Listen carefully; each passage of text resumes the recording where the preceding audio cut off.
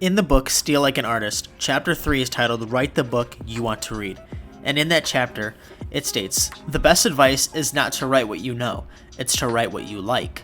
Write the kind of story you like best. Write the story you want to read. The same principle applies to your life and your career. Whenever you're at a loss for what move to make next, just ask yourself, what would make a better story? I really love that chapter for a couple reasons. One, because whether it's a book, a video, a movie, whatever story or video you are able to tell it, you're able to write it, you're able to create it, you are the author of it. So why not create something that you'd want to watch, that you'd want to read?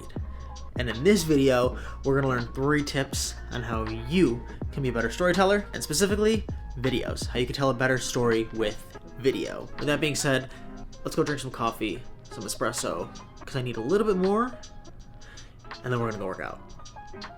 Okay, bye. So this arguably is the best, way to make espresso.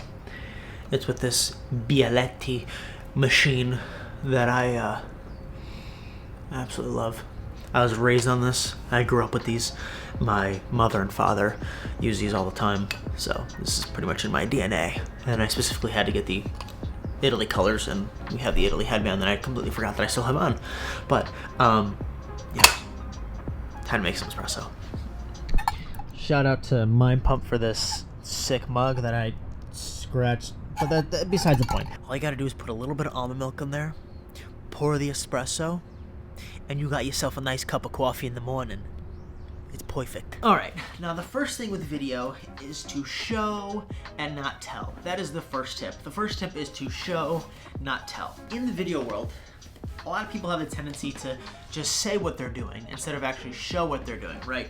So instead of me saying, hey, I'm gonna go put my socks on and we're gonna change, I'm gonna show you me putting my socks on, mainly because it's a video. And you're not saying in an audio version. You want to show people what you're doing. You want to show them the process. You want to take them along through the journey of what you're doing, right? So you're going to watch me get ready, going to the gym. I'm going to show you the process of getting ready. That's the thing with showing and telling. And I want to make this very clear because this is very important. The main purpose and the main goal with showing versus telling is to take people along the journey, right? Especially when you're in the editing process or you're just filming, you want to be cognizant of the shots that you use and that they're very purposeful. The reason being is because you want to take them from a point where you were in point A to point B. And that point A to point B, you want to show the journey to get there. You don't want to just be like, okay, we're here, and then we go to point B. Now that's great for transitions, and if you want to learn more about that, kind of how I did that with making better videos, I'll link the video in the description. Just like all these clips that you're seeing right now, you're hearing me talk about it, getting ready. However, you're going to see me ready by the end of this clip. Don't tell the journey, show it. Yeah. I feel like I can rule the world. I know I could be what I want to. Above all, be yourself all the time. Let no one tell you what you can't do. Just going to film a video over there, guys. I'm going over there. Okay. All right, workout is done. Just went to go play some soccer for a little bit. I am finished. Tip number 2 is to plan ahead. Now there is a time and place when it comes to just filming clips randomly and putting them together. However, if you want a good story and you want a good video to flow well, planning ahead is gonna be your number 1 friend. The reason being is because when I talked about your shots being deliberate and the footage that you get being deliberate to where it can support what you're talking about, this is where planning ahead is super important. So there's a couple things you can do when it comes to planning ahead. You can, 1, write out a storyboard. What that would look like is you know exactly how many different scenes you want to have within your video, and you can plan it out, you can write it out and draw out kind of how those look. That way you have an idea as to what you want to film, and you're not just in this realm of ambiguity, not knowing what to do. You know what to do. Or if you want, you can literally write out, instead of storyboarding, instead of having pictures and make it look all pretty, you can write out literally the shots you want to do. You can write out what your story is, what you want to hit on, the main points, and then you can write out supporting shots that you feel would best support what you're talking about. Now for this video, I did have a rough idea as to how I wanted it to go. I did have an idea as to what I wanted to talk about, and I also had an idea as to the shots that I wanted to get in order to be able to transition from a certain point or to be able to overlay footage onto what I'm talking about to be able to support that and make it just more dynamic. Now, does this work for everyone? No, of course not. However, If you're wanting to tell a story and you want it to be as organized as possible, writing out or storyboarding your shots to be able to plan ahead is gonna help you a ton.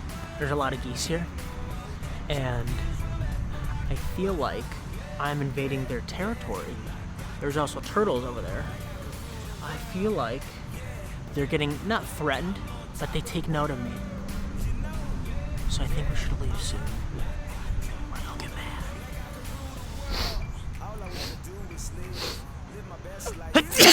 Now the third tip when it comes to telling a better story has to do with video editing, and specifically the editing portion of your story. Now if there's one thing that I've learned is that the story really comes together in the edit. That's something that I learned from Casey Neistat, is the story comes together within your editing.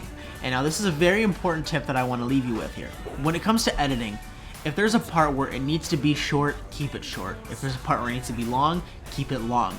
Now what I mean by this is, if there's a clip or a portion of your piece of content or your video or whatever story you're telling and it needs to be short, and you can make it short in terms of, let's say there's a clip that's 30 seconds long, but you can efficiently tell, with context given, you can officially tell whatever it is that you need to say in those 30 seconds in, let's say, half the time of 15 seconds, do it.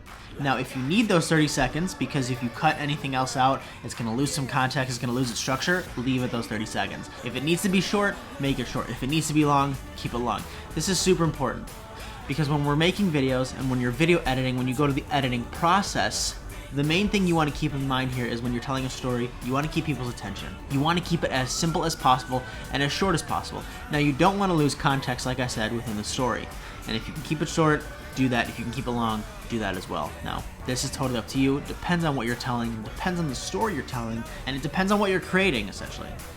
With that said, thank you again so much for watching. If you enjoyed, please give it a like, subscribe if you don't already, and hit the bell for notifications so you know when I post. And with that being said, I'll see you guys soon. Be a fucking shark. I'm out.